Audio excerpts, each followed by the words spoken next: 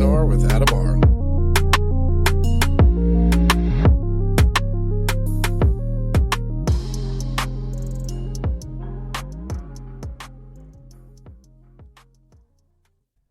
Welcome to 3PNR. I'm your host, Adam R. And joining me for this episode is Ross Allison. Ross, how you doing, sir?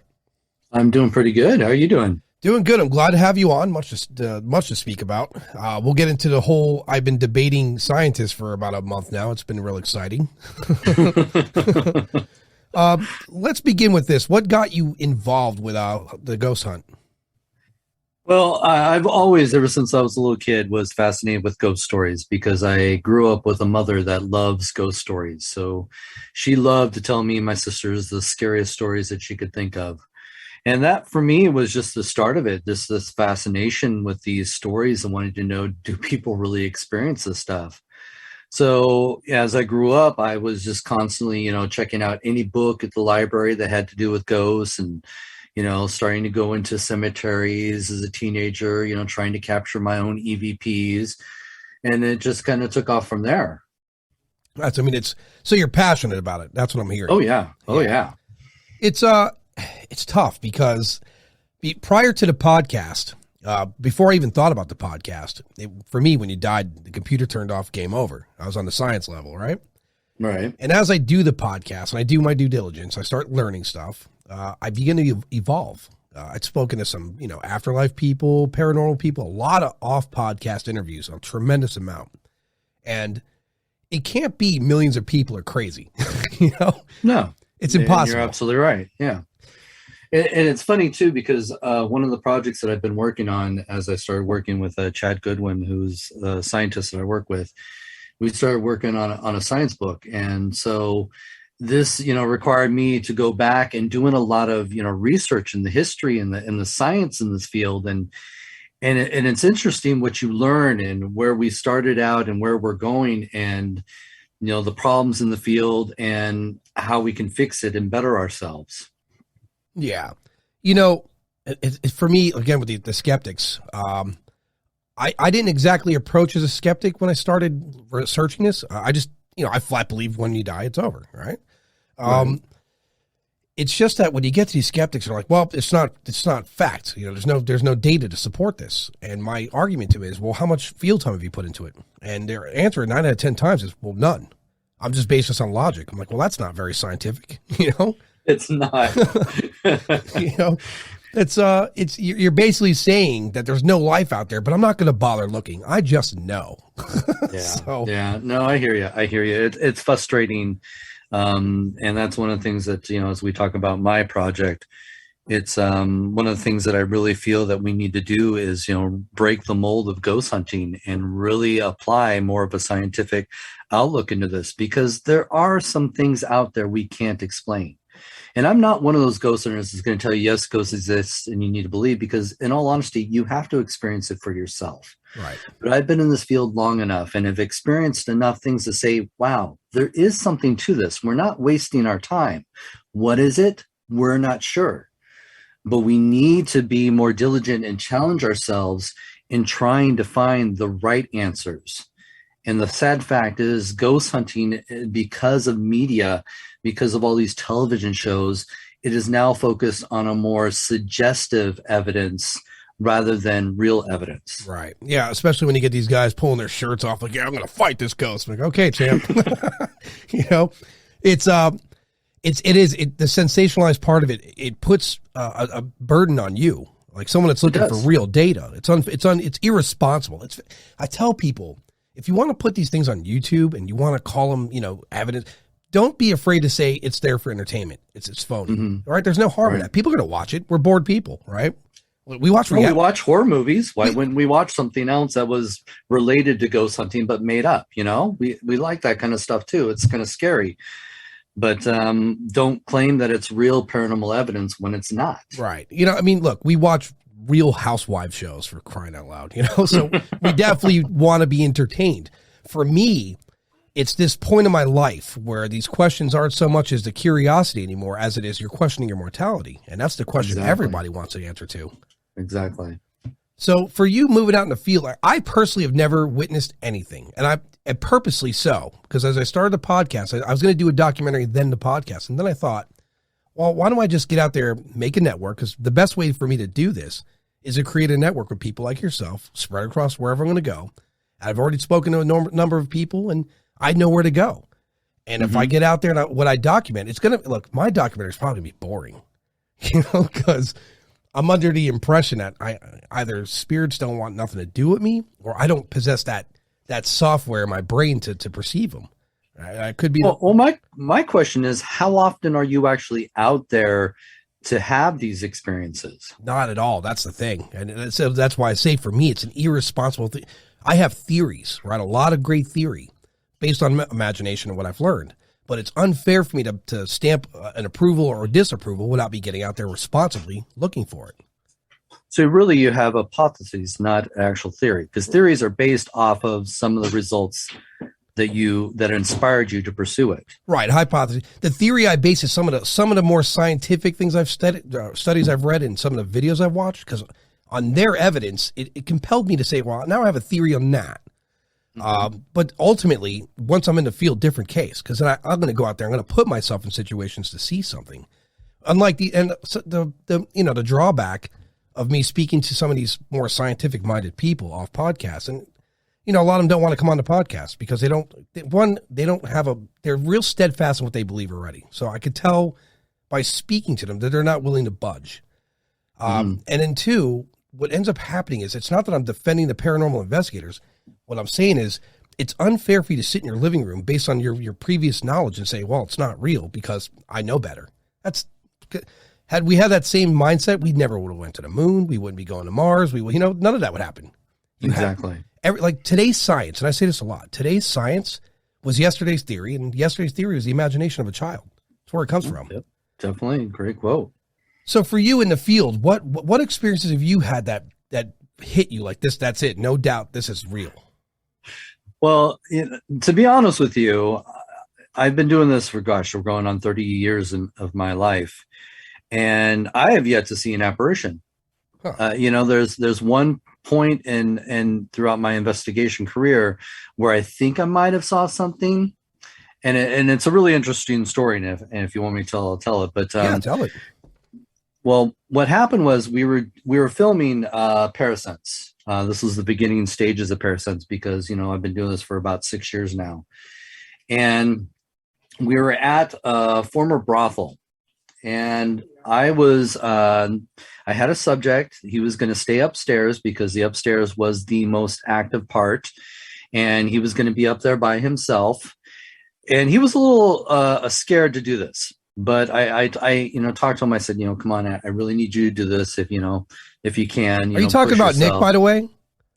I'm not talking about Nick. That guy's unusually brave. But yeah. Oh, okay, go ahead, continue. Yeah, because that Nick guy is unusually brave, right? Oh, yes. Oh, yes. Okay, continue. So, it was his brother Mike. And again, this was the beginning of when we just first started doing these experiments. And so he was a little scared to do this. And he's like, please, can I just go sleep in my car? And I said, again, if you could just push through this tonight, this would be great. Cameras are on you and I'm right downstairs. If you need me, just call for me. So it gets to be about, 2-3 o'clock in the morning and I can't sleep. I'm trying to sleep on a couch. And every time I start to nod off, there's some strange noise in the room. So something, whatever's in the room is not letting me sleep. So I'm, pulling out my camera every so often, trying to capture what's going on there. And it gets to be easily 5 o'clock in the morning. And all of a sudden I can hear Mike coming down the stairs. And my room actually has a window to the door that looks out into the hallway. So I can see out into the hallway and I'm hearing him come down the stairs and I'm trying not to engage him. So I'm trying to pay attention to my camera and I see him through the corner of my eye walk past the door. And then I hear him go down the next flight of stairs because he's on the third, I'm the second. And then of course there's the bottom floor. So I think to myself, I go, well, you know what? I don't want to be an ass. I should check on him, make sure he's okay. So I get up, I go out, I go downstairs to the first floor. And when I get to the bottom floor, the door is locked from the inside. It was a deadbolt. and I really didn't think much about it because, again, I have had no sleep at all. So I then lock the door. I go out and I go to his car, and there's nobody there. So I go back in, lock the door, and I go all the way up to the third floor, and there he is, still in bed. And I was like, I thought you left. He's like, no, I've been here the whole time. And I was like, I swear, I heard you come down the stairs. And it's like, oh, I thought that was you going up and down the stairs. I'm like, no, that wasn't. Huh. So that was probably the closest that I've ever come to seeing an apparition. It was there, and I refused to look because I thought it was going to be Mike. So, but what I was going to say, though, to answer your question is, throughout all the years that I've been doing this, the interesting thing is I can count all the startling experiences that I've had on one hand. And it's an interesting thing because when you watch a lot of these shows, these YouTube shows, every time they go out, it's terrifying for them. They're all screaming and running out of the place. Yeah. And you're right. It's pretty boring most of the time.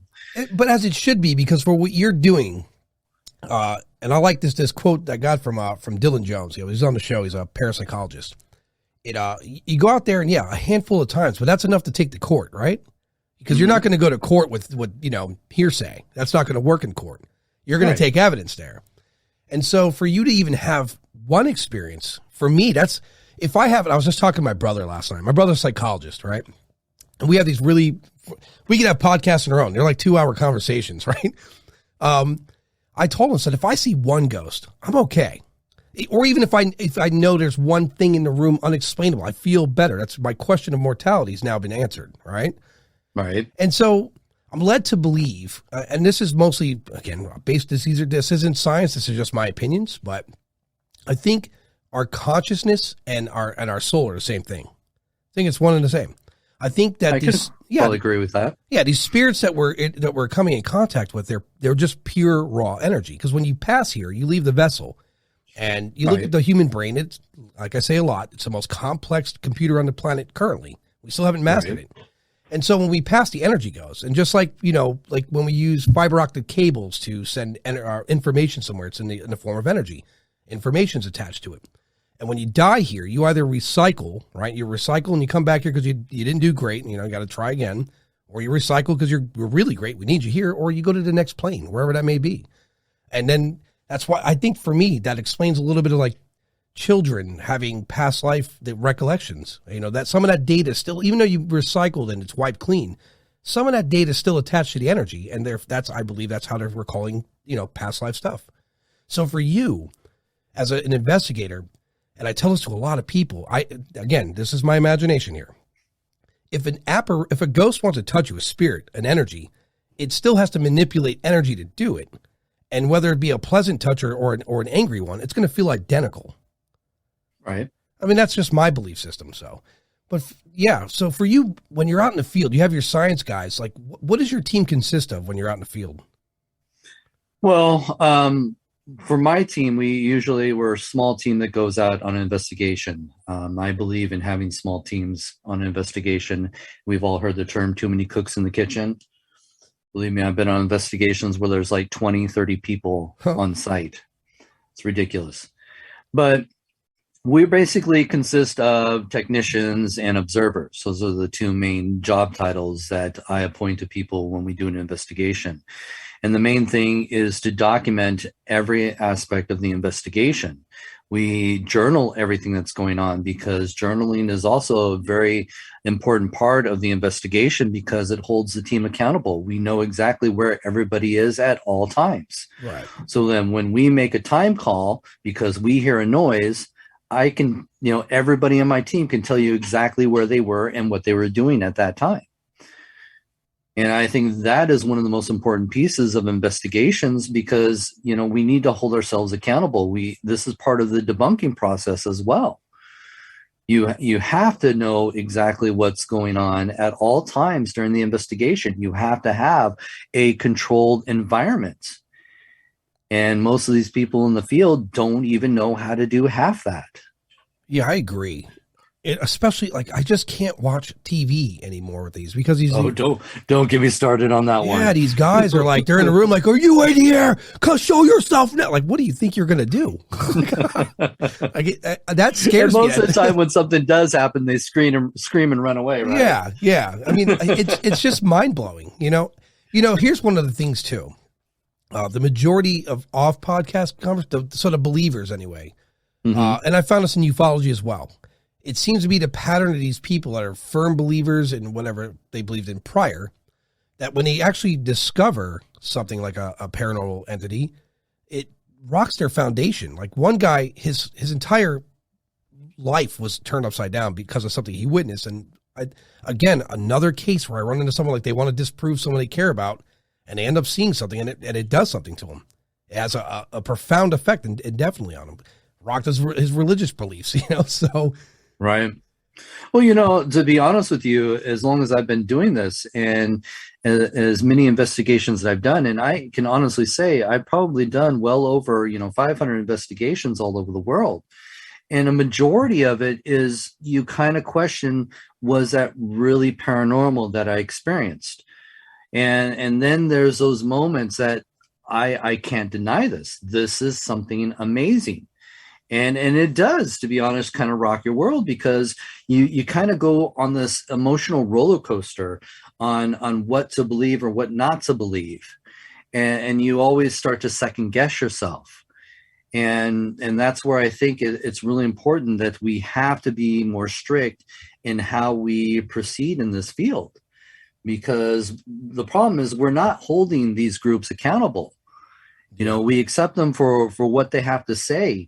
And when these people come into the field, say, yeah, I've been investigating for 20 years, how often are they really going out and investigating? Is it, once every 6 months? If that's the case, that's not much of experience. No, because really this comes from experience, getting in there and actually getting your hands dirty. And most people, are just, claiming to be experts because they've seen every episode of Ghost Hunters. Yeah, that's a dangerous word, expert. All right. I prefer to say student. No matter how much I know, I'm going to learn new things. That's examples in everything in life. And you're absolutely correct. There is no experts in this field, but there is experience. This all comes from experience. So I would definitely turn to somebody who has been doing this a lot more than even me. There's people that have been doing this even longer than I have, and I've been doing this before the television shows. So, for me, I probably have a little more experience than the average ghost hunter out there. And I'm more than happy to share that experience with people, give people shortcuts. I've done it all. That's the idea of creating a network. So this way it's like science. If you're working on a project that requires a full team to make let's call it a brand new fighter jet, and you compartmentalize it, it's going to put a strain on the science itself because you're not communicating. So yeah, it's commendable that you do that, and it should be that way. Exactly. And there's one guy I'd spoken to. I'm gonna give you his name post podcast. He doesn't want to be on the podcast. He's been doing it for a long time, right? And I reached out to this guy and I was like, listen, man, I'm going to go out and do a documentary. Where's the hot spots? And you know what he told me?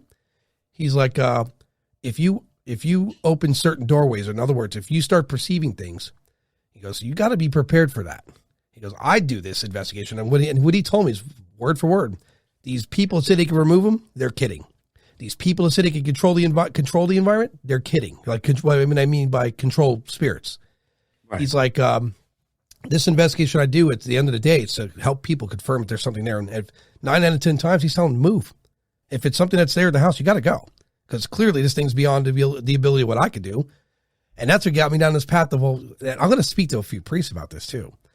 And it's something that it hit me. Like, if something has been around, this is a 4 billion-ish year old planet. We do not know what lived here prior to us, right? We have no clue what energies are running around. So if you're running around spitting religious jargon, that's something that does not understand you. It's going to be like, what the hell is this guy talking about? It's a scary thought. Well, one of the things that people tend to misunderstand is we're taught to fear this phenomena. Yeah. And in most cases, it's very tame. If you're living with a ghost, I wouldn't say you have to move out unless it's physically trying to harm you. then Right. that's the case. But Right. otherwise, you know, if it's just the door opening and closing by itself or hearing footsteps up and down the hallway, you know, just get used to it. There's no physical harm that's involved in that situation, but we are taught through media, you know, movies and all that stuff, that these things are out to harm us, and that's what drives us into wanting to get rid of them. Yeah. But I've told people, you know, if this is not physically harming you, you just have to, you know, learn to deal with what's going on in your environment. Yeah, and I imagine if you ignore it, it's just going to leave you be, because if you give it attention, it's like, well, look, it saw me. Awesome. Exactly. So I base things on what would happen if I died and I'm in some house and no one's seeing me. And then finally one person takes notice of something I'm doing. I'm going to continue to do it. I want that interaction. Right. Right. So probably got to be a pretty boring life. Yeah. You know? Agree. Cause like, again, I do believe that there are spirits that are here. And I've said this a lot, based on things I've learned. And I've spoken to Roberta Grimes too, an afterlife person. She's remarkable. There's this thing that, like, you know, when people are dying, they can see their loved ones or making preparations. Their energy goes to that next plane. Other than people that get shot or get in a car accident or they fall or something, they die instantly, and then they're trapped here in a state of confusion. Right.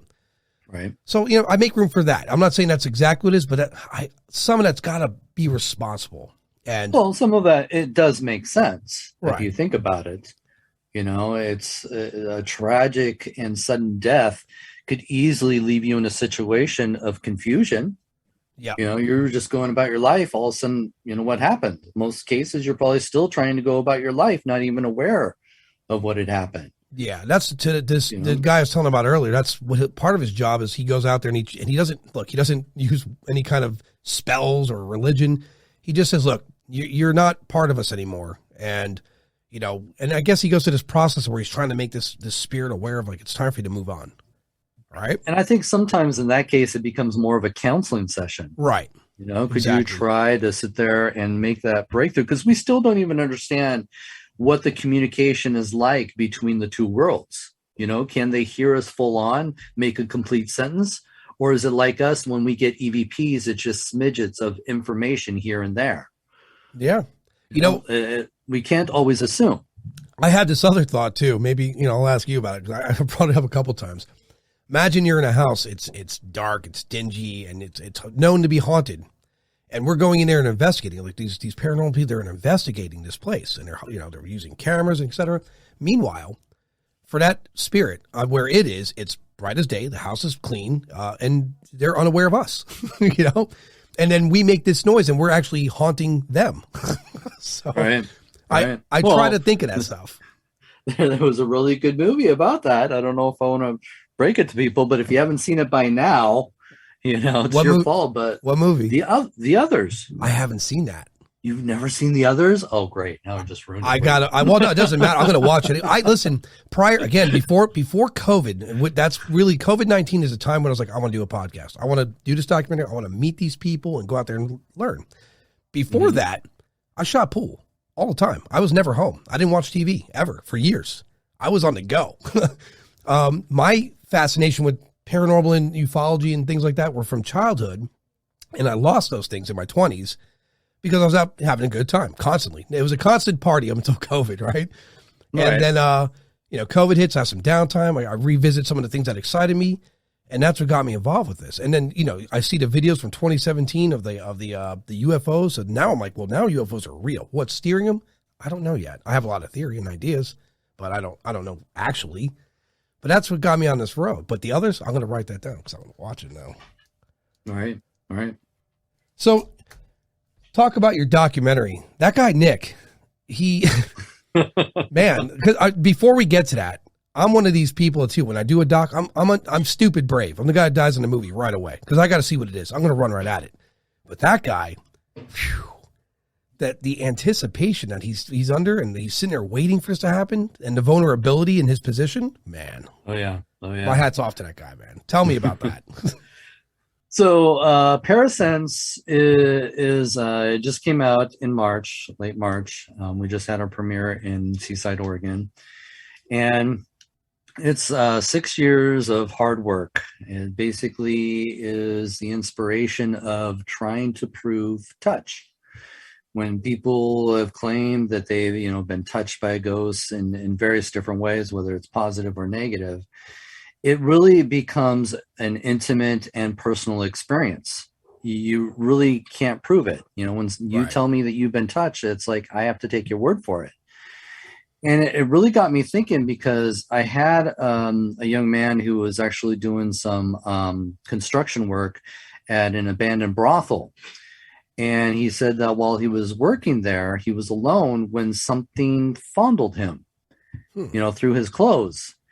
And again, it was just, like another one of those stories that, people tell me, and it's like, okay, I kind of have to take your word for it. But then I got thinking, it was just like, you know what? How would I prove that kind of experience? And I really got to thinking about it more and more. And I started thinking, well, what kind of experiments could I do to prove this type of phenomena? And one thing just kind of led to another. And one of the things that I realized is, of course, they're going to have to be naked. Right. Nudity just makes sense, because if you're trying to validate these types of encounters, you need to see what's happening to the physical body itself. And when people are wearing clothes, it just contaminates the experience. Right. And so that was the first obstacle I had to overcome. I had to find people that were willing to get naked, sit alone in a haunted location where physical phenomena is reported. Now, again, I've got cameras on them. We're doing all kinds of different experiments, and we're trying to document what is actually happening when they claim that they're touched. And I've had thermal imaging on them, and I've done all these crazy experiments. But the interesting thing is I was getting results, but it wasn't for me enough to really open the eyes of anybody in the scientific field, Right. Because that's something I'm always questioning. It's like, well, this is great, but what are they going to think when I present this to them and say, hey, this is my evidence? So I realized that I was still struggling with trying to come up with some solid proof, or proof, I should say, that at least would get people thinking. Right. So I reached out to a gentleman, Chad Goodwin. I had met him when he was doing a community science radio show, and he had me on for a couple slots. He had me on for one on fear and one for their Halloween special. And we really got to talking, and I, introduced him to some of the equipment that we were using on investigations. And he was telling me, wow, well, we could do this and this. And he had all these great ideas. And unfortunately, through his own time restraints, we were never able to go any further than just the talking about it. So when I started doing this research, and I got about, 3-4 years in, I realized, what? I need somebody that can help me develop some more equipment, because the equipment that I felt that's in the paranormal field was not doing it, was not giving me the results that I needed or was hoping for. So I reached out to him, and I, just called him out of the blue, and I said, hey, Chad, I'm doing this research. And I just flat out asked him, I said, how would you prove touch? And again, we just started talking about these great ideas, and he said, well, you could do this, this, this, and this. And I said, well, that's great. I said, well, let's make this happen this time. And he says, well, I kind of need to see what you're doing. So I took him out to Northport, where this brothel was, where that young man was groped. And just one thing led to another. He started to have experiences himself. And it just developed into this, amazing documentary where we have done some really breakthrough research. For the first time, we are able to now track phenomena. We can actually see where it's coming and where it's going. And we've also been able to, document certain types of phenomena and show that there's a pattern to this phenomena. So there's some amazing breakthroughs that we've come up with just by doing this documentary and getting it out there. Yeah, the data where we're showing the movement captured my attention. Like again, that's my childhood curiosity and imagination. Like, boom, that's great. Now we could kind of get an idea how they're moving. And of course, me, default, how do I catch this thing? I don't know why I'm like that, but I'm like that, you know? And I imagine, because if these are pure energy, there's got to be some kind of field you could trap them in. Well, that's the biggest question that we have in this field is, what is a ghost? We don't know the answer to that yet. Right. Yeah, and to know what a ghost is, you have to know what it's made of as well. And once you have that information, then you could, possibly develop some sort of trap to catch it. But we don't have that information yet. Nick, I got to tell you, man, that guy, Nick, his face and his reactions, very genuine, Oh, yeah. And you could see in his eyes, he just wasn't pleased with the entire project. But he, again, my hat's off to him. He went through it. He got some science involved with it. He left himself in a very vulnerable place. And yes. I commend him for that, because that's, again, it takes great measures and to think way out of the box in order for you to discover something new or something great. Because if otherwise, that's the problem with science, because that's their pushback. Well, can I replicate it? What's the recipe? Well, unfortunately, we don't know. We're working at it. Right. What do you think moving forward? Oh, I can't stop thinking. That's the problem, is we've got so many amazing ideas. I've written down well over 100 experiments that I want to do. And a lot of this has never been done in the paranormal field. So we've got a lot of those ideas. And then Chad, he keeps coming at me with all these new gadgets he wants to build and put out there. So each, because we're not done with the research, this is just, as we put it, just scratching the surface. We just have a small portion of information that we've never had in this field before. And the biggest thing that drives me with this is the fact that I've always said, if we could have a better understanding of just one phenomena, if we want to say that ghosts are just the cabinet doors in your kitchen opening up by themselves, then if that's the only phenomena we had to investigate, by now we would have the answers. Right. But the paranormal field is just all over the place. There are so many different things that people want to claim as a haunting, as a ghost. And so that is what has been the most challenging in this field, is because no one has ever really focused their attention on just one thing. They've been, doing a little bit of this, a little bit of that. It's like a lot of paranormal investigators, they're into the crypto, UFOs, and ghosts. Yep. And I've just said, you know what? I'm just going to stay focused on ghosts. I'm just going to stay focused on this one phenomena. Now, granted, as I'm focusing on this one phenomena, other things may happen at that time. And that's great, more data that we can try to collect. But if we can have the answer of how touch happens, that becomes our root. Yeah. Now we have a better understanding of some of the paranormal phenomena that we experience, and we can take that information and apply it to the other elements of the paranormal. And this could easily speed up the process to have us have a better understanding of what it is we're truly experiencing. Agreed. Because if you can figure out touch, you're figuring out the physics, and that's Exactly. That's a step in the right direction. Let's say, all right, let's give you this. You have an unlimited budget. What would you like to see constructed? Oh, I don't know if I should give out all my ideas just yet. Well, give like a roundabout idea, to like generalize, like, kind of like. For me, my biggest fascination has been being able to visualize it. Yeah, that's the biggest thing. I've often wondered, how do we visualize this? Now, infrared, and I know full spectrum has been some of the things that people have dabbled with, but when it comes to infrared, yes, we're seeing some oddities, but a lot of that tends to be natural phenomena like dust. That's been the biggest problem when infrared came out, is people were blaming orbs, saying that orbs were all ghosts, when the major problem was dust in the environment. Right. Go ahead. I'm glad you said that, because I see a lot of these, I see a lot of these videos on YouTube. Here's the sad part. I type in proof of paranormal in the YouTube search engine, and I get just piles of horse shit, And then the few, scientists that are on there, they're just downplaying it, right? I saw a TED Talk with this woman, I think some years ago. I don't know why, but it's the top of the search engine. And she goes on from talking about her experience personally. It turned out she was, I don't know, I guess poisoned by some gas. And then she goes on to how she's disproving it all. And then you have the rest of these guys. And then the orbs. Again, the orbs. I've seen a lot of orb videos from some of the people I've met. And they're greater in size. They're more intelligently moved. They're moving vastly. But these smaller ones that are just hanging around the room, come on. No way.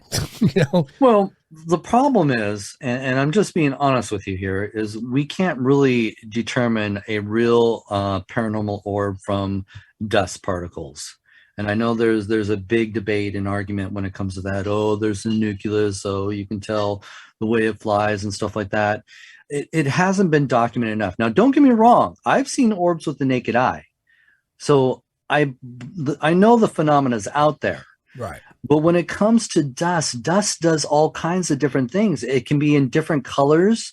It can be in different extremes. It can have different flight patterns, all depending on, what it's made out of. The air movement. Yeah, the air currents. And it's just one of those things that you really kind of have to just put all orbs to the side, because you really can't tell the difference between a paranormal orb and dust, or even bugs.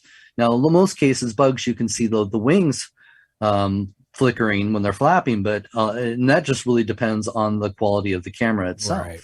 You remember, when was that? 2008? The big thing was the rods? Oh, yeah. Was that it? Rods. Yeah. And it turned out to be like moths flying through the air.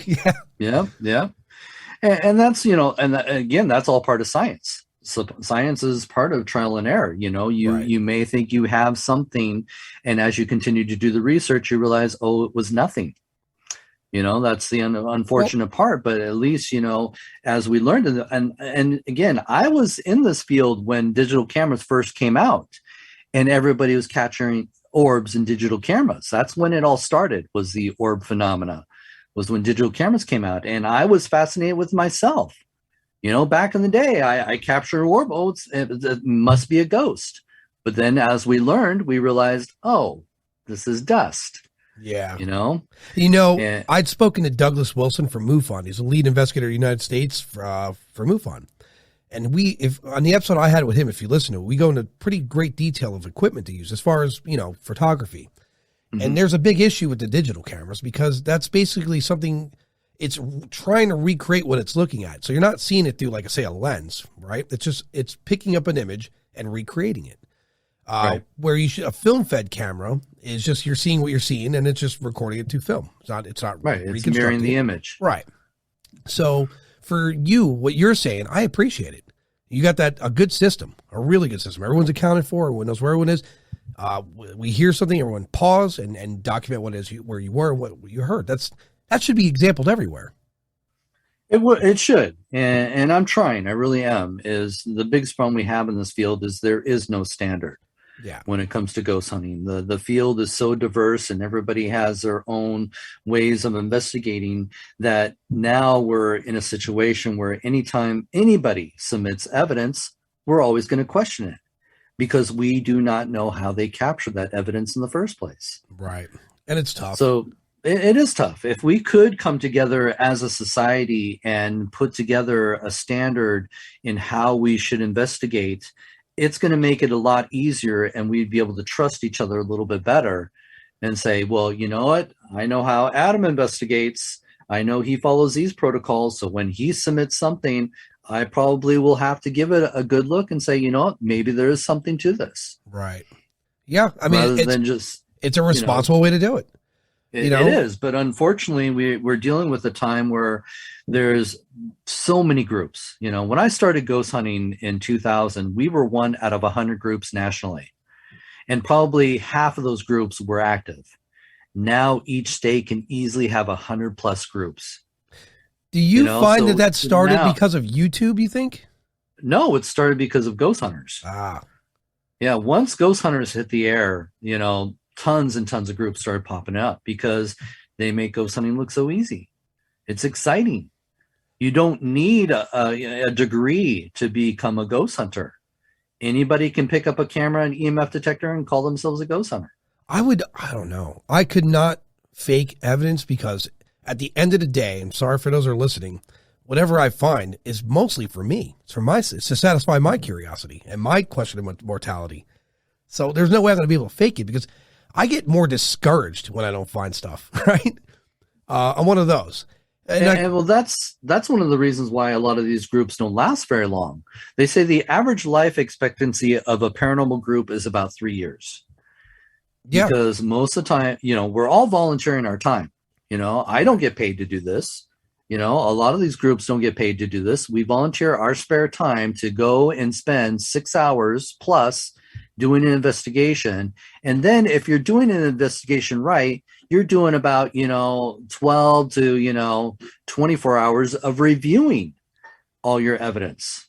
Yeah. That's the hard and tedious part of ghost hunting, is taking the time to go back and listen and watch your videos and your audio.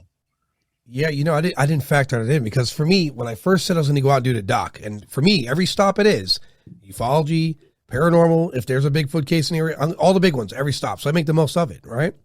Because I'm a crazy person. Like, I'll legit run right at something. No thoughts about it. I did this as a kid. I'll tell you a story about that later. Run right at it.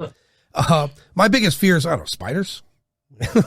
Spiders. I'm afraid of those. Why? Not that I'm afraid of, just, the idea that something so small could kill you, maybe. So that's the fear. But my fear is heights. So that's I don't fly very well, actually. Yeah. I'm for me to fly requires alcohol and a lot of support. In fact, the last time I flew to Las Vegas for a 9-ball tournament, there was myself and another person playing, both of us the same way, same team. Both don't fly. And then you look over some little kid like, hey, you're gonna be okay. Right. Kids telling me I'm gonna be all right, little shit. But so I have to ask, did you actually watch the full documentary or just the trailer? I compartmentalized it because here's this thing I do, and I was going to tell you about that too. I'm glad you noticed that. Okay, all right.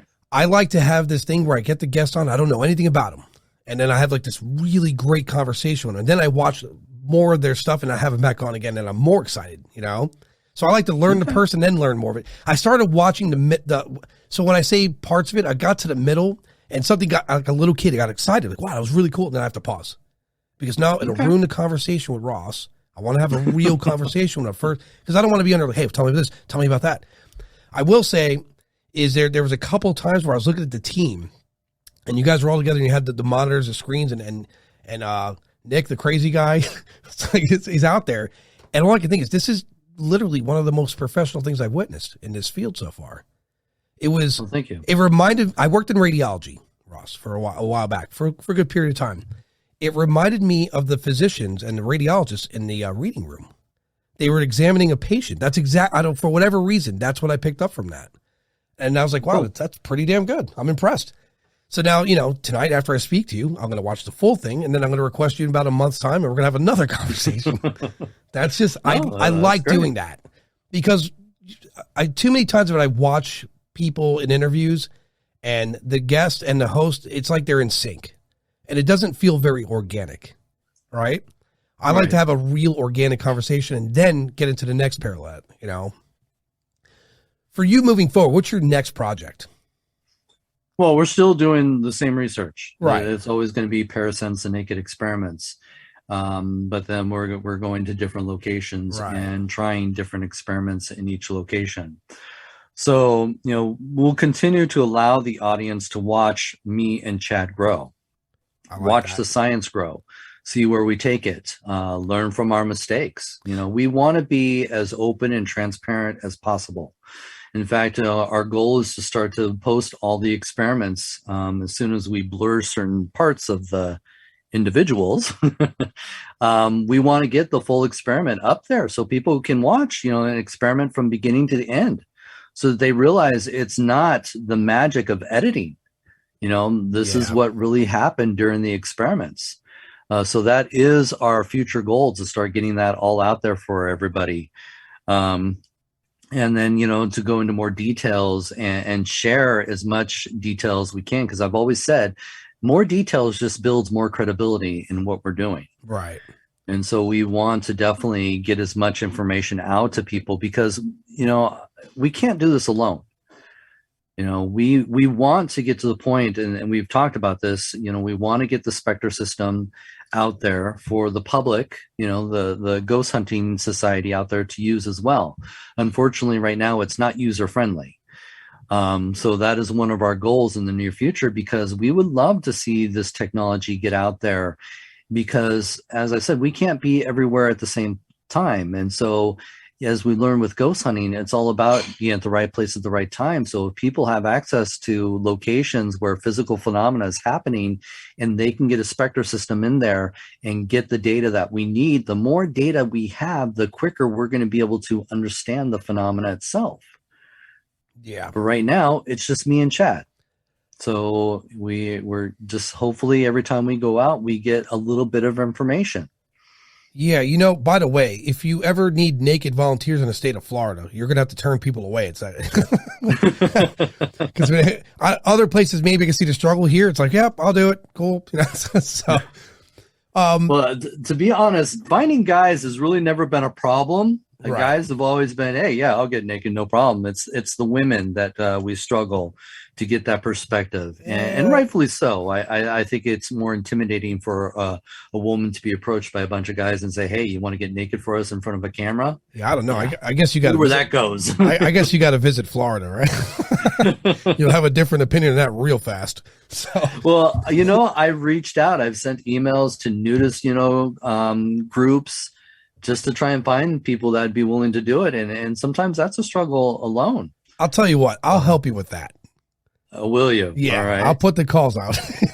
No, you know, it's one of those things that we would love to have different perspectives of people doing these experiments. You know, even a skeptic. You know, I'd be open to having a skeptic do some experiments, because once they've been touched, it's one of those things that is it mind altering for them as well, especially when they now have the data that's going to hopefully validate their experience. That's a great point.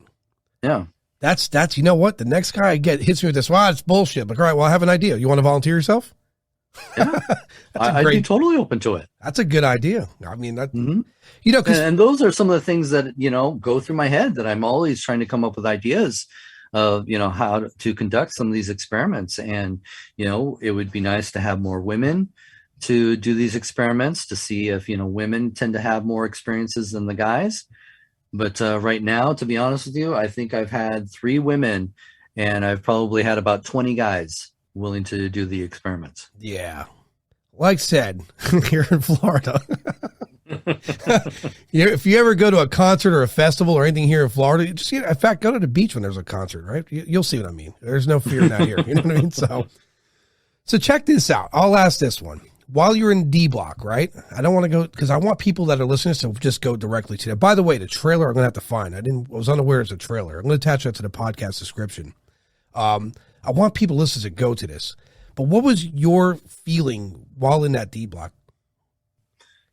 Well, I don't always get the opportunity to open myself up. I've always believed that we are a little sensitive to the energies around us. There is something to that fight or flight feeling that we get.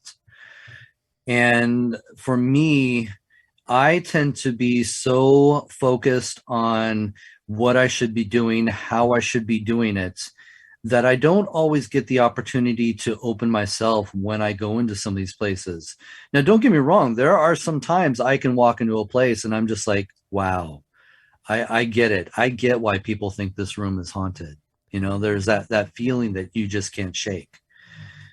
And so D block, for me, it's more personal for me, because this is where, again, Nick had that traumatic experience. Yeah. And it was so terrifying for him that he ran out of that prison stark naked. And he was screaming for me and his brother to come, help him. And, to go back to that location, because we actually go back, I know you haven't seen the end of the documentary, but we go back to Brushy Mountain, and Nick comes back. And to have him, and this is where I was kind of, grateful for what he did, because he did have to confront his fears. Yeah. He had to go back to that spot and do that experiment all over again. Well, you could see when you were talking to him about being back, he didn't look pleased, Yeah. The next time I have you on, we got to have Nick on. That guy, he earned respect from me like you would not believe. So. And it's funny, he's been with me, since the beginning of these experiments. So he's been to a lot of amazing places that we've investigated. And again, 6 years of research that we had to try and squeeze into an hour, documentary. There's a lot of stuff that we didn't get to put in there. And that was the big struggle for me because, I'm like, oh my God, but there's this experiment and there's this experiment. We need to get in there. And I had to step back and listen to the director and say, but Ross, we got to tell a story. We want people to be engaged with what you've been doing these last 6 years, not just see quick flashbacks of all these, experiments. Granted, they're great, and granted, you've gotten some interesting results.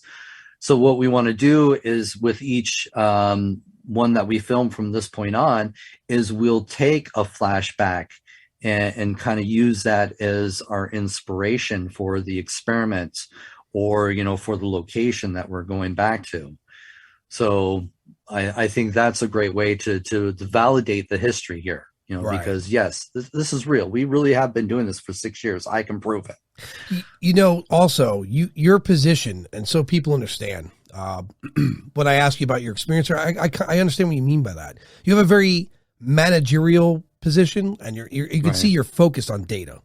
So my opinion is, I think an apparition could have walked right up to you, slapped you in the head, and you wouldn't even know it happened because you were so fixated on the data, what's going on. I'd be like, did I get that on camera? And where's the reading? And I really like the concept of growing. The audience growing with you. I like that a lot. Exactly. I think that's going to be a great experience. Because it is a learning experience for me and Chad alone. My challenge is, can I prove touch? That is my challenge. And you get to see as I develop all these interesting experiments and put them out there in the field while Chad comes up with all this really cool equipment. And he's, trying to validate these encounters that hopefully the subjects are having. And so we're working amazingly as a team, bringing our two worlds together. Yep. We're, the paranormal world and the scientific world, and we're trying to see what we find. Credit to Chad too. His body language, I could tell he's slightly uncomfortable in the environment. When he did the very first experiments, that was mind blowing for me, to be honest with you. It was like, you're going to watch this happen, and now you're going to participate as well. That for us in the paranormal field is amazing. To not only have somebody in the scientific field to be willing to put their name to this and publicly go out and say, hey, I'm going out and trying to prove ghosts. But also to sit there and say, well, I think I'm going to be a subject as well and see what happens. Because that just proved to me that he really wanted answers. Yeah. He wanted to experience it for himself because, as he said, you can't really have a better understanding of what you're trying to capture unless you experience it for yourself. And he did that. How amazing is that? Yeah. I mean, I can honestly say he's got balls, and I've seen them. Yeah. That's how you should approach science, right? Exactly. You should set aside any belief system you had prior, because if you're going to walk into if you walk into anything with shades on, you're going to miss something. You cannot filter things before learning. It's impossible. Especially when we are still, let's be honest, very limited on the information that we truly know about the paranormal world. Agreed. That's the biggest obstacle that we have to overcome. And I've always said we have to go with what we know and not with what we think we know.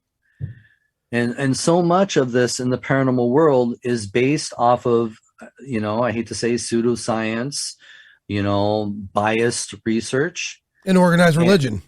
And organized religion, exactly. And that's where, and let's not even also consider the fakes and frauds out there as well for the attention. Well, they see the money. That's why. Right. Yeah. And that doesn't help us to have a better understanding of what's truly going on out there. So if we put all that to the side, we have very few pieces, maybe 10 to 20 pieces in a puzzle that has 1,000 pieces. Yeah. That's what we're struggling with. We don't have the complete picture here.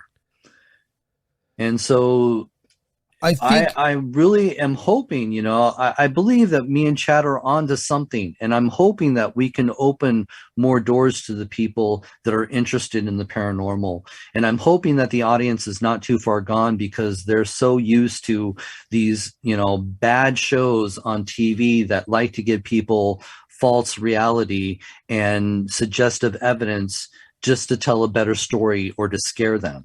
And to turn $1, right?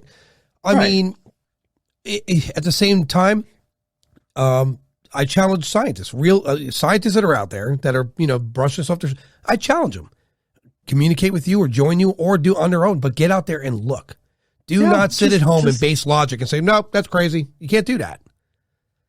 And that's all it takes. It just takes them to be open-minded enough to get out there and give it a try. Yep. Hopefully they're at the right place at the right time. I was with Chad. Sometimes, and that's the frustrating part with the paranormal field, it is all about being in the right place at the right time. So if they give it one shot, they may not have the experiences that we experience most of the time. Well, it's like when you're when you're out there looking for a new species of ant, you're not doing it in 2 days. You have to go look. It's going to take a lot of time, a lot of efforts and resources, and that's what's needed. It's so hard for me to hear people be dismissive over these subjects when they're applying really nothing to it. Right. So it's an irresponsible thing to do is cast out. Now, on the same note, for like you said, these people that are out there trying to make money and excitement where it doesn't belong, not saying shame on you, but at least let people know you're doing it for entertainment. We'll be honest, that's the thing. It's like, put something at the very beginning of what footage you're going to show and say, hey, this is for entertainment purposes only. Right. Because when you start passing as real, that's where it is. Yeah. There's a video. I've spoken to a lot of people about this. I'll have to share the clip of the video with you in an email, but there's this where this thing is upside down in the doorway in this guy's house, broad daylight. And he was actually filming the house for something altogether different. I forget the reasoning of it. But he saw this thing, and you hear this guy, and you can hear the chemical response he had. And he's like, nope. And he leaves the house. That's the one thing on YouTube that freaked me out. That is the one. I don't think I've seen it. I'll have to share it with you. It's some sort of like entity, and it's upside down in the doorway inside his house. He was initially filming the house in daylight, broad daylight, because he thought there was something, I think like maybe a gas leak or something like that. But he's recording the house, and he saw what he saw. Or no, he didn't even see that, actually. I'm sorry. Something happened where like the cabinet moved, or he felt something and he ran out of the house. He was like, nope. It wasn't until later when he examined the videos when he saw that upside down entity. And that wrecked me when I saw that. And I ran out through so many filters and through the computer and through these programs to try to see if it was fake or not. And I couldn't come up with anything. That's the one. So I'm going to share it with you in post. Sure. Before we close, let's talk about where people could find your documentary and your channels and your information. Well, you bet. I always encourage people to follow me on Facebook, Ross Allison Ghost Hunter. I do a lot of live investigations from places I travel all over the world to, and out of all the social media, that's the one thing I keep up on. But also, if you're interested in any of my books, I have 10 books published, 2 more coming out.